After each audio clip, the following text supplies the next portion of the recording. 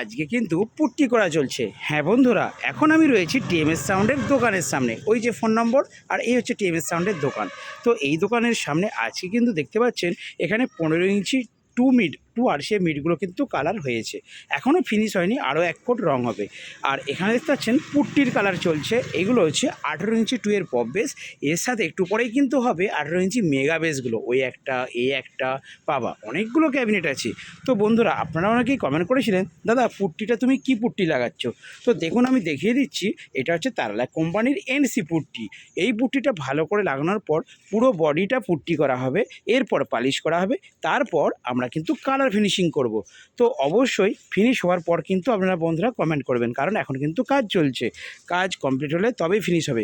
যদি আপনারা এই ধরনের ক্যাবিনেট অর্ডার দিন, তাহলে আপনারা অবশ্যই টিএমএস সাউন্ডের ফোন নম্বরে ইমিডিয়েট যোগাযোগ করুন, কারণ এইখানে সব রকমের ক্যাবিনেট পাবেন।